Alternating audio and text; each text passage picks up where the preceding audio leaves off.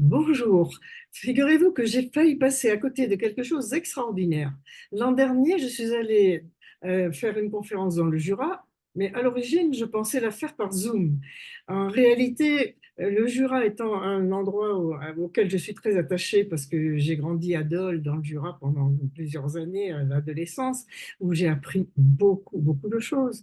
Eh bien, je me suis dit quand même, c'est dommage de ne pas y aller moi-même. J'y suis donc allée. Et il y avait tellement de monde, il y avait plus de 10 000 personnes. Mes conférences étaient extrêmement pleines. Je n'ai pas vu ce qui se passait dans ce lieu, en fait. Et cette année, j'y suis retournée et c'est vraiment un petit peu par hasard parce qu'il y avait aussi énormément de monde, au moins 6 000 personnes. Euh, mais là, je me suis intéressée à ce qu'il y avait sur place et j'ai découvert un lieu exceptionnel, unique en Europe, qui couvre nos vies, on peut dire de la naissance à la renaissance, qui est la fin de cette vie terrestre, et d'une manière qui est tellement proche de tout ce que je cherche et que j'aime et que j'essaie de faire depuis des décennies, que je suis vraiment obligée de vous en parler. Ce lieu s'appelle le domaine arc-en-ciel. Vous pouvez aller sur Internet, vous aurez énormément d'informations là-dessus, mais tout de suite, on va vous donner quelques renseignements parce que vraiment, je le trouve fantastique. C'est un lieu qui fait la réconciliation euh, entre l'enfance et la fin de la vie, si on peut dire. C'est-à-dire que sur place, vous avez une école qui prend les enfants depuis tout petit, et parallèlement, vous avez un lieu, une résidence pour les seniors, euh, et les deux travaillent conjointement. Il y a déjà des expériences comme ça en France qui ont été faites dans le sud de la France, par exemple. En fait, c'est tout simplement retourner à la vie normale, c'est-à-dire que dans la vie normale, c'était toujours les seniors qui s'occupaient des tout petits pendant que les parents travaillaient, que ce soit dans les champs, que ce soit à l'usine, n'importe où. C'était toujours les grands-parents qui s'occupaient des jeunes enfants, des petits-enfants. Eh bien, c'est extrêmement important parce que les uns et les autres ont beaucoup d'apports réciproques. Donc, sur ce lieu, vous trouvez à la fois une école primaire qui sont les petits naturaux, c'est super mignon comme nom, mais qui sont en pleine nature, qui ont la possibilité de voir des carottes pousser, qui ont la possibilité de voir des poules avec des poussins, qui ont la possibilité d'observer le ciel, d'observer les arbres, la nature, etc. L'école, comme moi je l'ai connue en Polynésie, où quand on sortait dans la cour, on était en pleine nature, on avait les poules qui passaient avec leurs poussins, on pouvait aller dans la mer, etc. Donc, il n'y avait personne qui disait c'est dangereux, ils vont se noyer ou je ne sais quoi. C'était la vie normale. Et en plus, avec l'aide de personnes qui ont l'expérience et qui ont du temps à consacrer. Et donc, cette école conjuguée avec cette résidence de seniors est absolument extraordinaire. Et en plus, à des prix quand même abordables, euh, qui sont, par exemple, pour la résidence senior, entre 800 et 2 000 € par mois. Il y a quand même une fourchette très large qui va de 800 à 2 000 € par mois. C'est très, très large comme fourchette. Pour les enfants, selon, ça c'est Kevin Lomberger qui vous l'expliquera, mais selon ce qu'on attend, selon l'attente, il y a une fourchette qui va de 250 à 420 € par mois. Donc, c'est selon, je pense, les types d'activités, etc., qui sont fournis, mais qui sont des activités extraordinaires. C'est pas les petits bouche-trous qu'on a dans nos villes. Euh, c'est pas du remplissage de temps. Voilà, c'est vraiment le contact direct avec la vie. En plus de tout ça, il y a une école de naturopathie comme je n'en avais jamais vu, c'est-à-dire en présentiel, de 1200 heures de présentiel, 1200 heures de cours. Ça veut dire que les gens qui viennent dans cette école de naturopathie sont obligés de s'installer dans le coin, sont obligés d'y vivre pendant une année parce qu'ils ont des cours tous les jours, toute l'année. Et ça, c'est fantastique parce que ils sont libres le samedi et le dimanche, mais je suis sûre que le samedi et le dimanche, ils font des trucs parce que le lieu est tellement propice, c'est un lieu, c'est un immense domaine où tout est tellement possible. Moi, si je suivais cette école de naturopathie, je serais tous les week-ends sur le lieu pour faire plein de choses. Donc, c'est vraiment une formation exceptionnelle en qualité. Et pour ces cours toute l'année, à longueur d'année, eh bien, vous avez non seulement des intervenants de très grande qualité, mais le prix est très raisonnable parce que ça coûte entre 7 000 et 9 500 euros pour l'année entière, c'est-à-dire des cours tous les jours avec des intervenants de grande qualité. Et ils viennent de créer en plus des masterclass qui sont au-dessus de cette école de naturopathie. Et des masterclass, figurez-vous que j'ai la chance, le privilège extraordinaire qu'on m'ait demandé d'en faire. Je vais donc en faire au moins 2, là, déjà. Et vraiment, je trouve que c'est un privilège et je suis extrêmement heureuse de pouvoir y participer parce que vous avez vraiment que des gens de grande qualité qui participent. J'ai rencontré ce week-end-ci, cette année, 7 chercheurs, des gens vraiment très pointus. Il y en a un, c'est un mathématicien, chercheur au CNRS, mathématicien qui fait de la musique et qui a fait récemment sur Arte une émission passionnante sur tous les effets de la musique sur le cerveau. Vous avez vraiment des gens de très très grande qualité qui sont là. Donc, je vais laisser la parole à Kevin Lomberger parce que c'est vraiment un garçon exceptionnel parce qu'il a créé cet ensemble à l'âge de 22 ans. C'est invraisemblable, c'est hallucinant et vraiment, ça montre bien que la valeur n'attend pas le nombre des années. Donc, cher Kevin, je vous laisse maintenant continuer à tout expliquer parce que c'est un endroit vraiment de rêve pour la formation. J'ai oublié quelque chose de très important, c'est qu'il y a aussi un institut de santé intégratif qui est unique en Europe où vous avez une collaboration permanente entre la médecine, la naturopathie, l'ostéopathie, les énergéticiens, etc. Et ça, c'est aussi un de mes grands rêves, c'est cette jonction. J'ai une de mes élèves, je ne sais pas si j'ai déjà dit, mais j'ai une de mes élèves qui vient d'être certifiée, qui a réussi cette chose extraordinaire. C'est une sage-femme très, très dynamique, qui a réussi à faire financer ma formation à moi, qui était une formation certifiante et reconnue. Elle l'a fait financer par son hôpital, l'hôpital où elle travaille, et c'est une première. Et vraiment, ça va tellement avec l'esprit de ce que fait Kevin Lomberger que je suis obligée de le citer, je suis obligée de le dire. C'est pour vous dire que nous travaillons tous de la même manière. Voilà, c'est ça que je voulais faire que vous compreniez. Donc, je laisse la parole à Kevin. Merci France. Et donc, quelle ambassadrice. Je veux bien que tu rejoignes mon équipe commerciale parce que du coup, tu as bien parlé de notre lieu et merci pour ça déjà. Donc oui, comme le dit France, donc moi c'est Kevin Lomberger. Avant tout, je suis un passionné de l'humain. Je crois qu'on a ça en commun, France. C'est à la fois passionné euh, de sa richesse et aussi de sa complexité à travers les âges. Et du coup, donc initialement, ça fait quasiment une quinzaine d'années que je détiens une école de naturopathie, l'école ENA-EMNC, dont a parlé France. Et je me suis posé la question, je me suis dit, c'est bien beau tout ça, de former les gens, les adultes plutôt, hein, mais, mais quelque part, on ne reforme qu'au bon sens. Et je me suis dit, mais je serais le plus fier du monde si je fermais mon école, si un jour l'éducation nationale décidait d'enseigner ce que l'on enseigne aux adultes, aux enfants.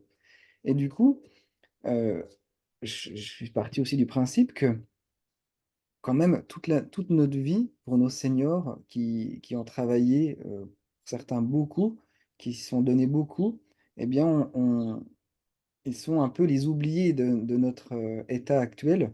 Et je me suis dit que bah, pourquoi pas vivre décemment, continuer de vivre décemment en pleine santé, plutôt que du coup subir un petit peu son avancée dans l'âge.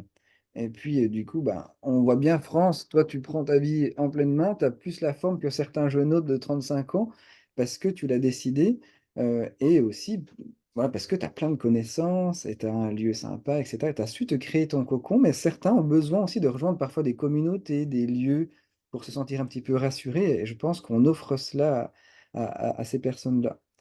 Et donc tu l'as bien expliqué, on a recréé ce lien intergénérationnel perdu. Je suis parti aussi du constat que, dans une tablée familiale, bah, moi, ça me dérange de voir d'un côté les enfants, de l'autre côté les seniors en bout de table et puis au milieu les adultes et à force d'observer, je me suis dit: «Mais ça, c'est pas normal ça. On ne profite pas de la richesse de nos aînés et puis les enfants, on les laisse de plus en plus. Au début, ils font semblant sur la discussion entre guillemets et progressivement, eh bien, ils vont sur le smartphone. Après, ils vont se décaler sur le canapé et puis du coup, il y a aucune discussion, aucun échange et ça, je trouve ça bien dommage et donc j'ai voulu dans ce même lieu déjà, première chose, recréer du lien intergénérationnel. Donc les enfants dans l'école primaire alternative, mais sur place. On va pas voir papy, mamie de temps en temps au bus, même si c'est comme tu l'as dit, des bonnes initiatives qu'il y a de plus en plus. Mais là, c'est dans un même lieu. Et donc les enfants en rapide, hein, c'est plutôt type forest school, si on veut. Donc on a 10 hectares de terrain, de prairies, d'étangs, de rivières, on a nos ruches, on fait de l'équithérapie avec des spécialistes. Enfin, le lieu est magique et vraiment, permet d'exploiter tout ce que la nature peut nous apporter par le biais de la faune et de la flore, sur place. Les enfants, je me suis souvent trouvé ému à les observer, apprendre en s'amusant. Il n'y a pas de contrainte à écouter parfois, hein, je dis bien parfois des instits aigris devant un écran blanc. Pour moi, c'est inadmissible, de laisser un enfant 6 7 heures assis sur une chaise à écouter des concepts théoriques. Entre 3 et 11 ans, c'est pas comme ça qu'un enfant a envie d'apprendre, hein, en tout cas, c'est mon humble avis et on est allé un petit peu plus loin en s'intéressant à eux et en crédibilisant leur forme d'intelligence. On dit parce qu'en France, on ne donne que du crédit aux personnes qui sont soit logico-mathématiques, soit linguistiques. Donc soit on y arrive parce qu'on a fait une filière S ou une filière L, mais les autres, dans tout ça, bah, c'est 80 de la population et nous, on valorise ça parce que il faut savoir qu'il y a quasiment une dizaine d'intelligences multiples, on appelle ça. Il y a le kinesthésique, l'intrapersonnel, l'interpersonnel, le musical, hem, l'existentiel, le logico-mathématique, le linguistique, mais il y en a plein et on est tous intelligents, mais on a tous des manières d'apprendre différentes et ça, nous, on le permet ici en s'adaptant à eux, aux enfants et en créant des exercices adaptés à leur manière normale de fonctionner et pas en leur imposant une manière de fonctionner qui n'est pas la leur. On voit bien que les enfants, pour finir, hein, moi je suis comme toi France, je suis passionné, on a dit qu'on faisait court, mais regardez toutes et tous le test du trombone. Vous donnez un trombone à un enfant, heu, qui est très jeune, de 3 à 5 ans et après un de 5 à 8, après de 8 à 12, après un ado et un adulte. Vous verrez qu'un enfant a énormément d'imagination et on le bride depuis sa jeune enfance. Avec un trombone, il fait en moyenne une douzaine à une quinzaine de choses différentes. Je vous passe les étapes, hein, du jeune enfant, du l'ado et de l'adulte. Et un adulte, en moyenne, avec le même temps, hein, c'est-à-dire 1 minute, ou 5 minutes, hein, peu importe la valeur du temps, eh bien, l'adulte en fait en moyenne 6 à 7 fois moins de choses avec ce trombone. Il va, voilà, sur une feuille, se faire un truc dans les cheveux, puis après, bah, vu on l'a mis dans un peu une manière de fonctionner et beh, du coup, ils perdent l'imagination et nous, on leur permet de continuer d'avoir cette imagination et de penser par eux-mêmes et ça, je trouve que c'est magique pour eux et ils ont l'air de vraiment prendre du plaisir au quotidien et de l'autre côté, recréer ce lien intergénérationnel parce que toute cette richesse perdue de nos seniors et bah, là, la plus grande richesse qu'on leur permet au-delà du cadre, hein, que je viens de citer sur place qui est magique, avec tout ce qu'il faut, avec le matériel de qualité, tu connais les bols d'air Jacquier, des outils pour relancer la microcirculation, une nutrition adéquate, des vrais aliments vivants et j'en passe. Mais c'est leur permettre de partager leurs connaissances, leurs compétences. On ne leur permet plus. Une fois qu'on est plus actif, bah, une fois qu'on a raconté ces histoires une fois, 2 fois, 10 fois à ses petits-enfants, bah, après, ben, c'est de la science perdue, moi, je trouve et là, on leur permet de partager, en les incluant aussi parfois dans le programme pour qu'ils apprennent ce que j'appelle la débrouillardise, parce qu'il y a rien de mieux que ça, l'adaptation aussi au quotidien et dans sa vie et ça, ils le partagent aux enfants et c'est magique à voir ça. Je voulais te dire quelque chose pour compléter ce que tu dis, c'est que tu dis qu'on n'impose pas des méthodes. Euh,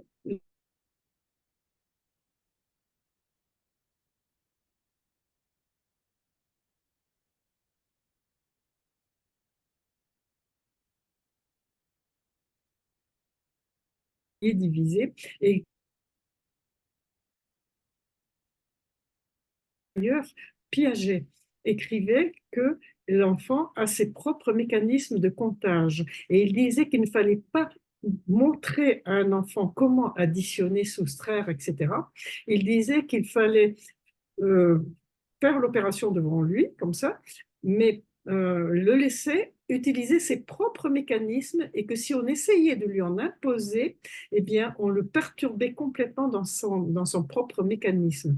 Et à cette époque-là, c'était avant la guerre de 1940, tous les enfants de 5 ans faisaient les 4 opérations avant de rentrer au cours préparatoire. Ils savaient tous additionner, soustraire, multiplier, diviser. Et aujourd'hui, on étale ça sur 4 années. C'est ça. Bah, Et c'est nous, absurde. Et donc, ça, c'est très, très, très important. Je le dis parce que euh, la plupart des parents ne le savent pas et c'est très dommage de ne pas le savoir. Parce que les enfants ont leur propre mécanisme et il ne faut pas les contrarier. et puis, tu sais, je te donne un autre exemple. Moi, mon fils, à 2 ans, il savait reconnaître, à 2 ans, hein, vraiment 2 ans, 2 ans, il savait reconnaître une dizaine de plantes différentes, soit que au goût, soit que au nez, soit qu'à la propriété, parce qu'on en a joué, tu vois. Puis c'était un jeu, puis il goûte, il teste, il sent, mais je lui ai rien imposé. C'est Euh, lui qui a appris sa manière de retenir les choses par le jeu, par les sens, et ça, on le voit, c'est tellement beau à observer. On se dit, mais pourquoi tout le temps, là, cette méthodologie unique, cette manière unique de faire ou de penser? C'est dommage, en tout cas. C'est dommage. Mais bon. j'ai fait ça avec des graines germées avec les enfants. Les yeux fermés, ils reconnaissaient les graines, etc. C'est- ouais. Et donc, tu vois, l'une des belles choses qu'on a réussi à refaire dans ce lieu, eh bien, c'est recréer ce lien intergénérationnel dans un même lieu. Et c'est vrai que c'est assez agréable à voir au quotidien. Et on voit que les enfants tirent vers le haut les seniors et vice-versa, par le dynamisme qu'ils ont auprès d'eux. Et ça, c'est intéressant. Et notre centre de formation est au milieu. Notre centre de formation ENA-MNC, qui, lui, est un liant dans tout ça. Évidemment, on n'impose pas aux enfants de la naturopathie, on n'impose pas aux seniors, mais ils sont toujours conviés dans l'année à bien vouloir apprendre, que ce soit lors de colloques, que ce soit lors de masterclass, que ce soit lors de formations, de cours, de conférences, que ce soit pour les enfants, les parents, les seniors. S'ils ont envie d'apprendre, eh ben, ils sont toujours les bienvenus et ça plaît énormément. C'est ce lien dans la naturopathie. Pour celles et ceux qui ne connaissent pas, moi j'aime bien résumer la naturopathie en une formation de bon sens qu'on devrait tous avoir acquis avant de travailler.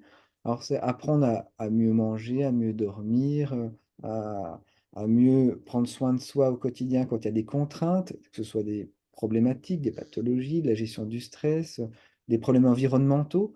Moi je résume en 4 points. De la santé, il y a le plan physique, donc savoir se tenir, la posture, respirer. Il y a comment je me chausse, comment je m'habille, comment je porte mon sac à main, comment je tiens mon levier de vitesse en voiture. Tout ça, ça a une influence sur notre corps et nos organes dans le temps. Il y a la chimie, évidemment, la chimie, c'est tout ce qu'on ingère, tout ce qu'on mange, tout ce qu'on boit, mais aussi tout ce qu'on utilise au niveau chimique autour de soi. Sa lessive, son gel douche, son shampoing, son dentifrice, son déo. Est-ce qu'il y a des pesticides qu'on inhale dans son environnement de vie autour de soi? Quel est le rayonnement des produits chimiques dans ma maison avec des peintures de mauvaise qualité? Enfin, tout ça a une influence sur notre santé. Il y a le plan émotionnel. Donc le plan émotionnel, on le sait, hein, c'est pas de combattre le stress, mais c'est savoir comment le dompter quand il y a des problématiques et comment le gérer quand il y a des soucis. Et puis, il y a aussi bah, l'environnement de vie. Donc, les pollutions électromagnétiques, énergétiques, les plans plus subtils, ça, on ne les voit pas, mais on sait que ça a une influence sur notre état de santé. Donc ça, voilà tout ce qu'on apprend durant l'année, mais avec une formation solide au niveau scientifique aussi, anatomie, physiologie, pathologie et bien d'autres. Tout ça est adossé à du coup un pôle recherche, l'INMES, parce qu'il est important qu'on crédibilise tout ce que l'on dit. Et du coup, ah, pardon, je, je vois que France est parti. Un instant. Voilà, je reprends. Je disais juste que j'en étais à crédibiliser tout ce que l'on fait avec tu peux réactiver ton son si tu veux. Avec notre pôle recherche, avec une équipe de recherche officielle, Oui, euh, il y a aussi, oui, voilà. il y a aussi la naturopathie animalière. Tout à fait. C'est vrai que je l'ai pas dit, merci. On propose un cursus en face à face. Évidemment, quand on peut se le permettre, il n'y a rien de mieux parce qu'il y a toujours l'anecdote de l'intervenant, c'est du concret. Vous avez accès à plus d'une quarantaine d'intervenants dans l'année spécialisés.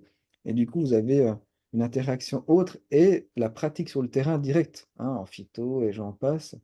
Et on propose en e-learning en parcours mixte, c'est-à-dire que on a, moi je me suis toujours refusé et on a réussi à le faire quelque chose qui nous convient.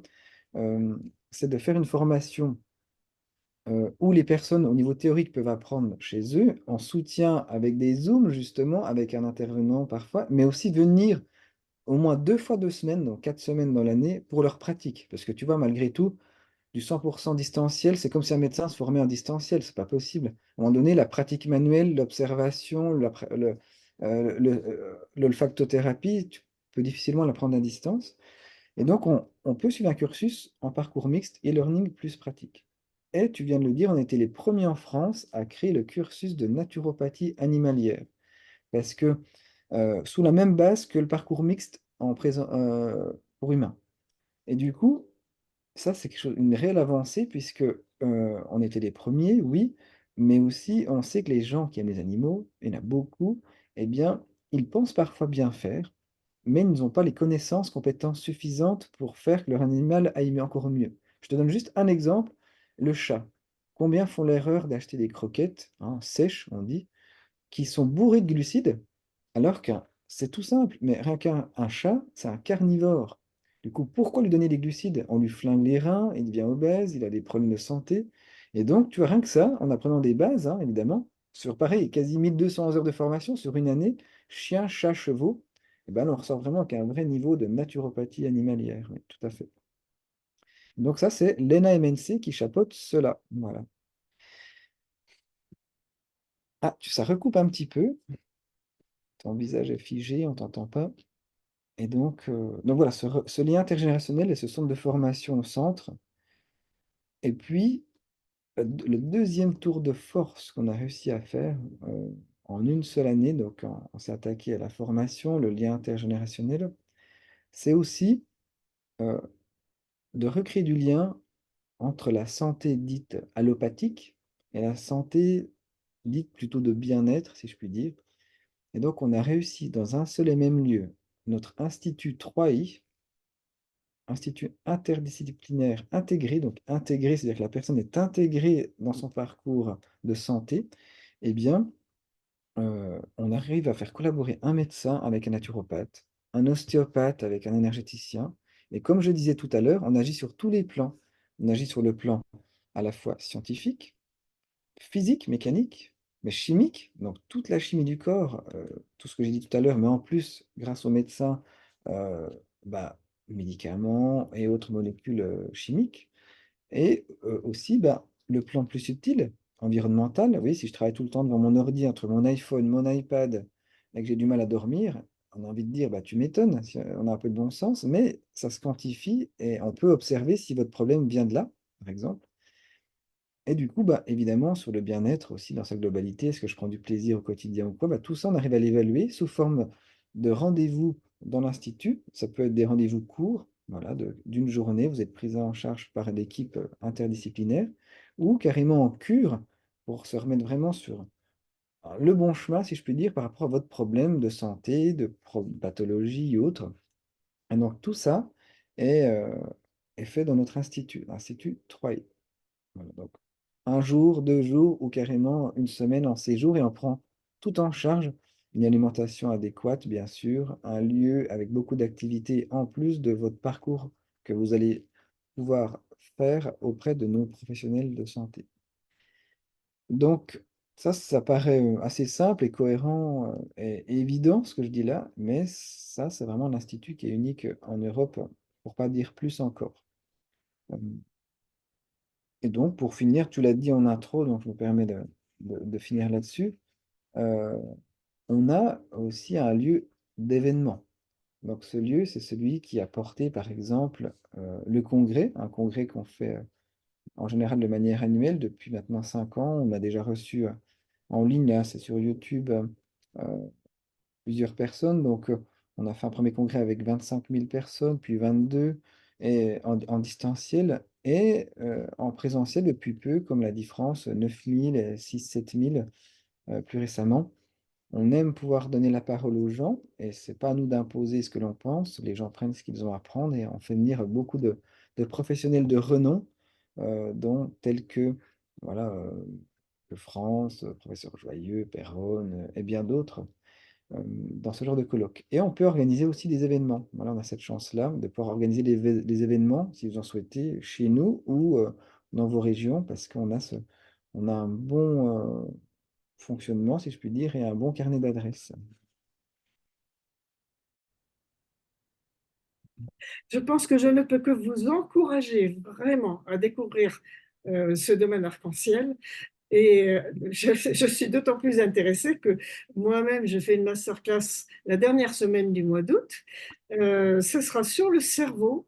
C'est passionnant, vraiment passionnant, parce que notre cerveau est vraiment très fonctionnel dès la 8e semaine de conception. Je ne sais pas si vous rendez, après la conception, je ne sais pas si vous vous rendez compte comme c'est important. Et surtout, il y a quelque chose de très important, c'est que à l'école, on nous a figé la notion du développement du cerveau. C'est-à-dire qu'on nous a fait croire qu'on était bête, qu'on était intelligent, parce qu'on avait 10 sur 10 à l'école ou 20 sur 20. Voilà. Alors que notre cerveau a des capacités qui évoluent et qui dévoluent en permanence. C'est-à-dire que quand on n'est pas bien, quand on est dans le coma, le cerveau continue de fonctionner.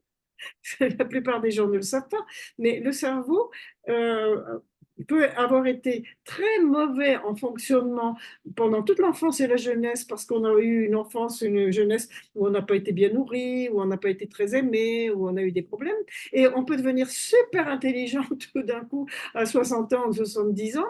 On le voit tous les ans avec des gens qui passent leur bac à 70 ans, 80 ans. Euh, je ne compte plus le nombre de personnes qui, rien qu'en changeant leur alimentation, en faisant des bains dérivatifs, se sont mis à faire des études qu'ils n'auraient jamais pu faire. Ils ont commencé à 50 ans. Je me souviens d'une dame qui a fait des études d'acupuncture avec tout ce qu'il faut retenir comme méridien, etc. Elle est venue faire un stage d'une semaine sur le cerveau et un an plus tard, elle est revenue et elle avait réussi ses examens alors qu'elle avait un mal fou à retenir avant parce qu'elle manquait d'huile, parce qu'elle manquait de crudité, parce qu'elle manquait de toutes sortes de choses simples. Donc, cette masterclass sur le cerveau fin août va être très, très intéressante parce que c'est justement comment faire travailler son cerveau. Notre cerveau, c'est comme une télé, c'est comme un appareil qui fonctionne bien selon comment on s'en occupe, tout simplement. Donc, moi, je vous recommande ces masterclass euh, parce qu'il va y en avoir beaucoup.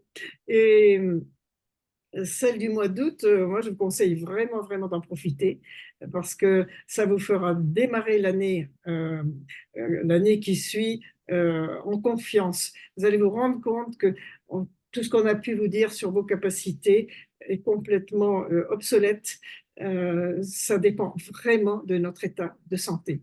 Complètement, complètement, de ce que nous mangeons, de ce que nous buvons, de ce que nous respirons. C'est fondamental. Et je ne peux que vous encourager euh, à découvrir et à faire découvrir ce lieu qui est tellement complet. Voilà. Et avant de terminer, tu viens en janvier aussi pour une masterclass? Une autre? Alors, je viens en janvier. Alors là, ça va être très, très sexy parce il s'agit précisément de la sexualité. Et évidemment, c'est pas une semaine sur l'érotisme, hein, mais évidemment. Mais la sexualité, c'est notre baromètre de santé. Quand on a quand on a une bonne santé, on a une bonne libido. La libido, ça ne veut pas dire uniquement l'activité sexuelle. La libido, c'est notre moteur intégral, c'est le moteur de toutes les créations artistiques, de la création littéraire, de la création de la sculpture, etc. La libido, c'est aussi notre moteur au niveau performance sportive. C'est très important la libido. La libido, je me souviens d'une dame de 70 ans qui avait la méthode. Tous ses cheveux sont redevenus noirs. C'est une dame qui travaillait sur les marchés. Travailler sur les marchés, c'est se lever à 4 heures du matin, c'est être dans le froid, etc.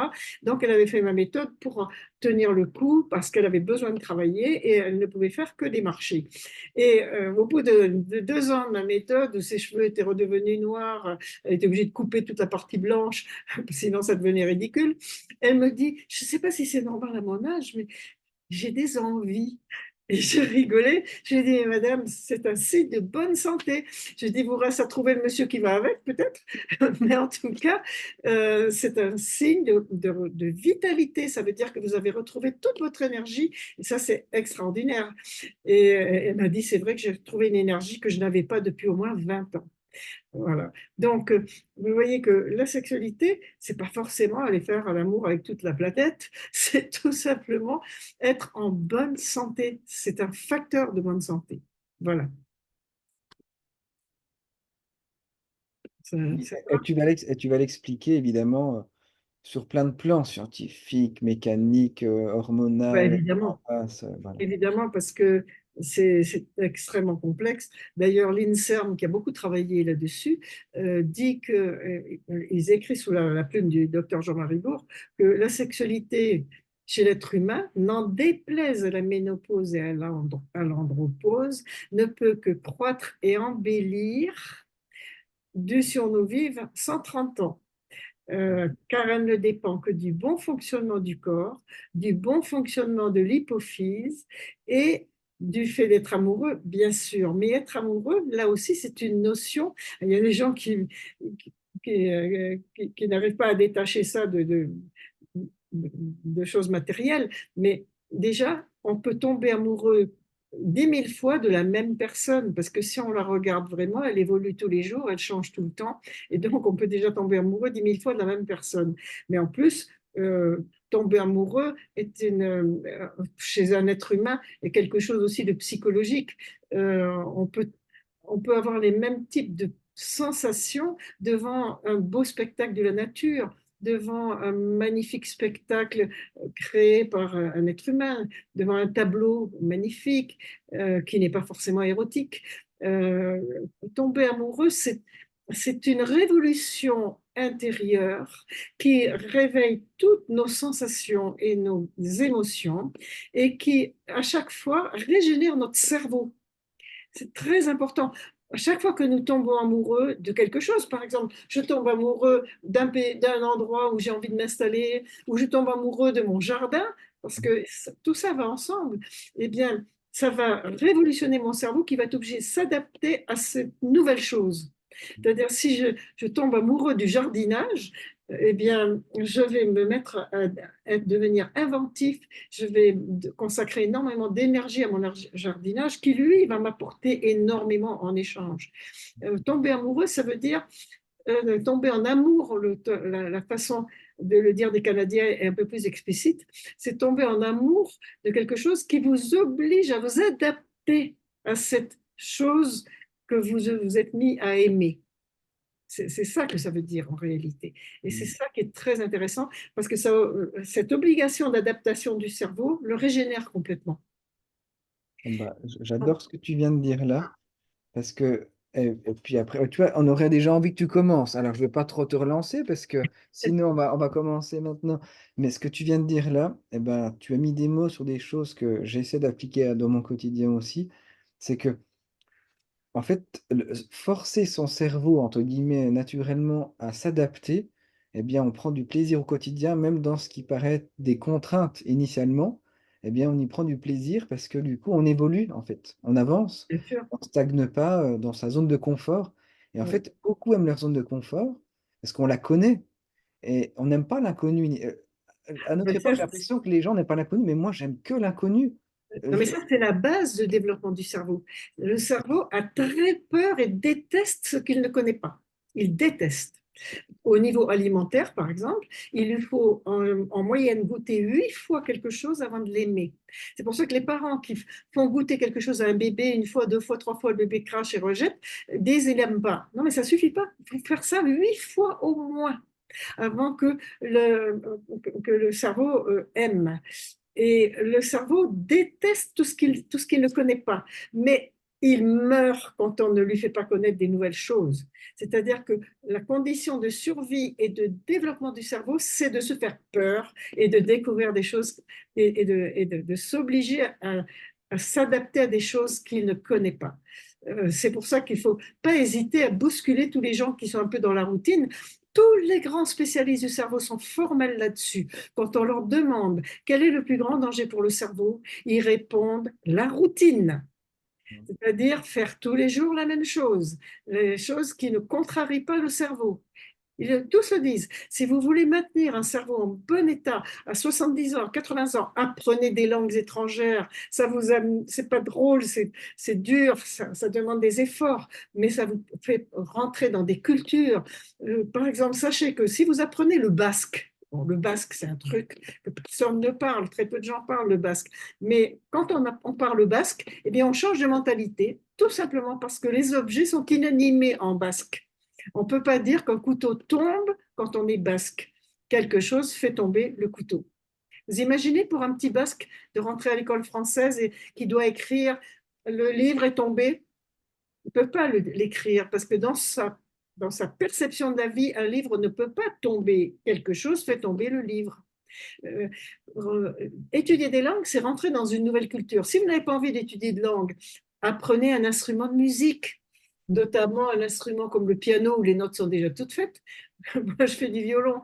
Le violon, il faut les faire, les notes soi-même. Tandis que le piano, les notes sont déjà toutes faites.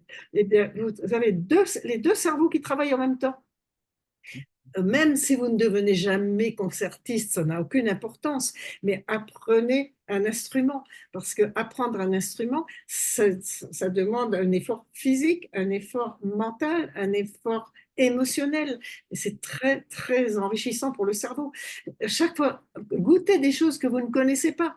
Chaque fois que vous goûtez quelque chose que vous ne connaissez pas, la première réaction peut être le rejet, mais goûtez-le plusieurs fois si c'est quelque chose de naturel, bien sûr.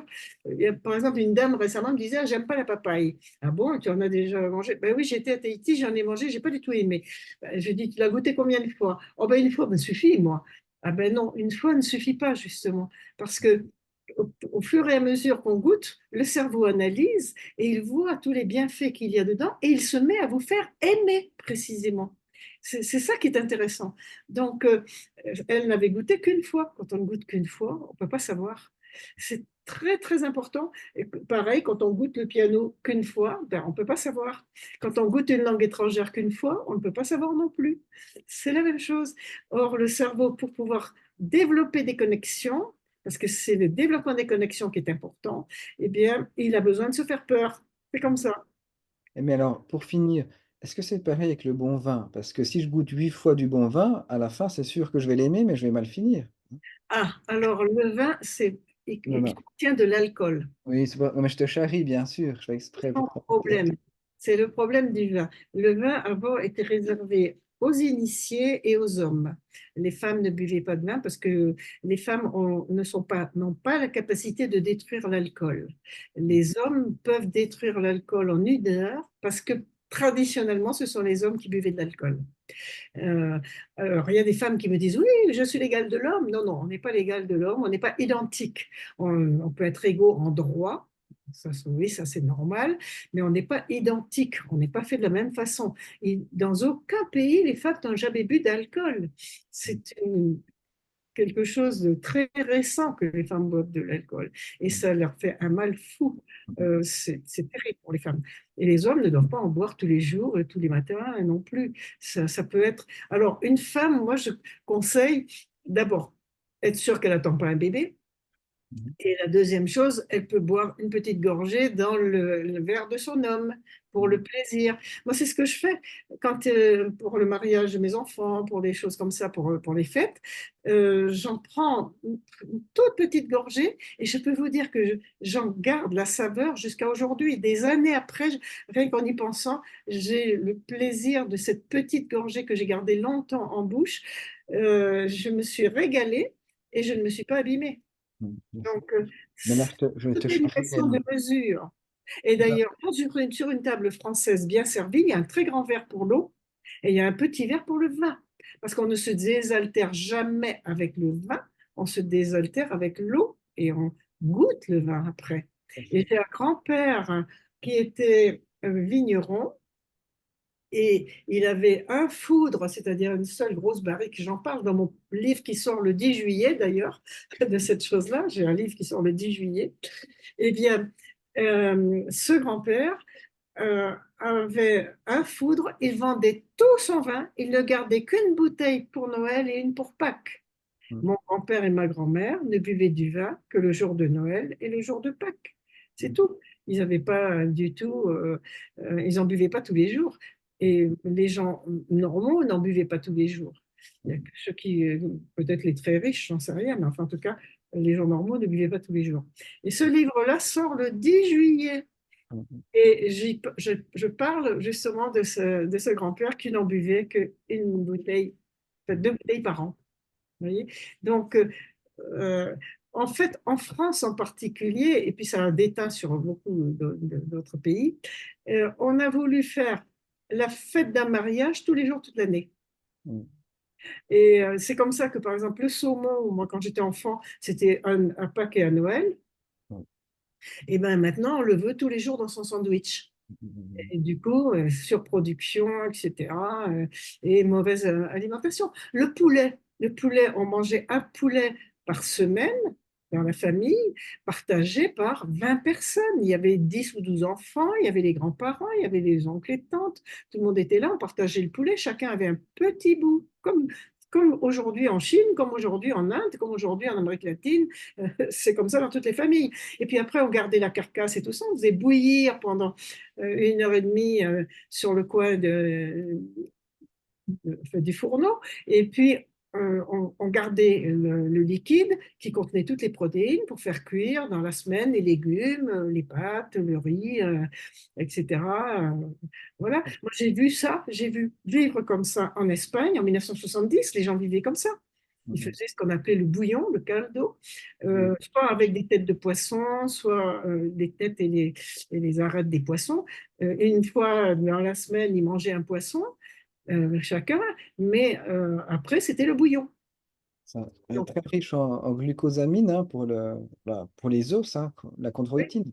Donc oui, bien sûr. mais tout ça, ça s'est perdu, c'est dommage. Tu vois, tout ce que tu dis Oui, là, tu s'entend pas tout le temps, mais du coup, c'est du bon sens aussi, qui fait que quand on fait un produit entier plus rare, on le retransforme en plein de choses. Tu vois, en bien bouillon, sûr. quand tu dans des jus, c'est plus agréable en goût, on profite de tous les minéraux. Enfin, c'est tout. Exactement. Et on n'a pas. Ouais, la première personne qui m'avait parlé de ça, c'était un médecin de la protection de l'enfance qui était marié avec un de nos oncles, donc à Paris. Et j'avais demandé quand est-ce que je pourrais donner à mon. J'attendais mon premier bébé, quand est-ce que je pourrais lui donner à manger du poisson, par exemple, ou de la viande. Elle m'a dit, tu sais, c'est pas la chair qui est importante. Elle m'a dit, c'est bouillon. Mhm, mhm, Elle m'a dit, tu sais, la chair, elle a le temps. Tu peux attendre plusieurs années. Elle me dit, par contre, pour le bouillon, il n'y a aucun problème. mhm. Parce que c'est ce qui contient tout. Et quand les gens ont très, très peu d'argent, les gens j'ai fait des émissions de radio qu'organisait France Inter à l'époque à destination des gens qui se dorment dans la rue. Et puis pour les gens qui sont chez eux mais qui n'ont pas beaucoup d'argent, qui ont très peu d'argent. Je leur donnais des conseils alimentaires. Et je disais, par exemple, si vous achetez une sardine ou deux sardines et que vous les faites cuire à la vapeur, vous mangez la chair, et puis vous gardez les arêtes, vous gardez la tête et tout ça, et vous faites bouillir avec un bouquet garni, avec un peu de thym, de romarin, des choses comme ça. Vous faites bouillir pendant 1 heure et demie à feu très très doux, et vous, dans un très grand récipient, et le bouillon, vous le gardez pour faire cuire les pâtes, le riz, etc. Et ça vous apportera toutes les protéines dont vous avez besoin. Vous n'avez vraiment pas besoin de plus. Euh, Avant, on achetait un os à moelle, on mangeait la moelle, on faisait bouillir l'os, on faisait bouillir les os longtemps, longtemps, longtemps. Et ça coûte pas cher. Quand on achetait un poulet, eh bien, on gardait les pattes, la patte du poulet. On gardait la tête, on gardait euh, tout ça et on faisait bouillir, on faisait un bouillon. Tout ça, j'explique dans la méthode. J'explique comment faire ces choses-là parce que c'est très, très important de pouvoir faire ces choses-là. Et ça coûte pas cher. Et on peut très bien chez le boucher n'acheter que les pâtes et la tête, hein. Mhm. Tout à fait, Et ça coûte pas cher et on se fait des bouillons et on est en très bonne santé. c'est ça. Il n'y a pas de honte à ça. Je me souviens un jour, j'étais arrivée au Monoprix et je vois deux jeunes garçons d'une vingtaine d'années qui étaient en train de rigoler et de se moquer d'une Chinoise qui venait d'acheter trois crevettes. Elle avait acheté 3 crevettes. Et ils ne comprenaient pas, ça doit être pour son chat, pourquoi elle a acheté ça, enfin c'est ridicule. Ils étaient horrifiés d'avoir pesé 3 crevettes. Je leur ai expliqué, je leur ai dit, mais 3 crevettes, ça suffit pour 3 personnes. Si la dame a fait un riz avec un peu de haricots rouges, avec des légumes, etc., et qu'elle a mis 1 crevette par personne, c'est un repas normal pour une personne, 1 crevette dans une assiette. Et ils ne comprenaient pas, j'ai dit, parce qu'il n'y a pas besoin de plus. Ça suffit pour compléter les protéines des haricots rouges, du riz, etc., ou des pâtes. Mhm. Et ben voilà, je me disais, les pauvres, enfin, il serait temps de leur apprendre des choses comme ça, mais ils se moquaient de quelqu'un alors que cette dame avait un comportement normal, C'est ça. tout simplement. Dans Mhm. tous les autres pays du monde, c'est comme ça qu'on fait. Mhm. C'est ça. La Numéro deux. paella, c'est pas avec un plateau de fruits de mer, c'est chacun une gamba ou une moule, mais pas 36 choses. Le cassoulet, c'est pas un plateau de charcuterie, c'est une petite rondelle de saucisse par personne. C'est ça. Mais les gens ont perdu tout ça, ils se sont éloignés de tous ces plats délicieux. Enfin, ils en ont fait des poisons alors que ce sont des merveilles. Bah, merci d'avoir de prendre le temps, toi, de nous ramener tout ça au goût du jour, à réexpliquer, hein, comme tu fais depuis des années. Et puis, Ouais, mais c'est super important tout ça. Et pour le cerveau, c'est fondamental parce que ça permet la fabrication de graisses brunes qui vont nourrir le cerveau. en plus, Et en plus, c'est une alimentation traditionnelle et ça te rattache à tes racines. C'est-à-dire que la culture vient en premier par l'alimentation. C'est la première transmission de culture, l'alimentation. Et il ne faut pas se couper de ses racines. Moi, ça m'agace quand on me dit qu'il faut manger japonais. C'est n'importe quoi. Je veux bien manger japonais de temps en temps pour le plaisir, mais je ne vais pas manger japonais toute l'année parce que ce n'est pas ma culture. mhm. Tu vois, c'est très important de rattacher sa culture. Nos gènes ont eu l'habitude de se nourrir selon notre culture. Mhm. C'est très, très important. Donc, il ne faut pas sortir de son alimentation traditionnelle. Il faut simplement la retrouver telle qu'elle était, qui est tout à fait différente. Euh, Quand je dis un cassoulet, c'est 1 cuillère à soupe de haricots par personne. C'est pas une platée de haricots. Une platée de haricots, c'est une catastrophe intestinale. 1 cuillère à soupe, c'est une merveille pour le cerveau, pour les os, pour les muscles. Voilà. Donc, tout est dans les proportions. Oui, bah, tu donnes cet exemple-là, c'est pareil pour la choucroute, hein. La choucroute, c'est un produit lactofermenté exceptionnel, mais on y a rajouté des tas de viande en grande quantité, alors que c'est la quantité le problème, comme d'habitude, comme tu le Exactement. dis. On a déformé les proportions. C'est ça, Complètement déformé les proportions. tout à fait. Et c'est ça qui est stupide. Et ça, c'est parce qu'on est rentré dans une société de consommation où c'est l'argent qui a de la valeur. Ça veut dire que ce qui est cher, on doit en manger beaucoup. Mm, La viande est chère, donc il en faut beaucoup. mm, Euh, et c'est ça qui est une aberration, en fait. mm, Manger sainement et bio, c'est ce qui coûte le moins cher quand on mange correctement. mm, c'est vrai. Ouais, moi, j'ai élevé 8 enfants, j'avais les 8 enfants à table, j'ai jamais acheté 8 steaks, hein. Avec un steak, il y en avait pour 5. Mm. Un steak de 100 grammes. Avec un steak de 100 grammes, il y en avait pour 5. Parce que je coupais des petits morceaux, je mettais avec un petit peu de haricots rouges, de haricots blancs ou de pois chiches ou des choses comme ça, avec du riz complet, plein de légumes, une bonne huile. Et avec ça, tout le monde était super bien nourri.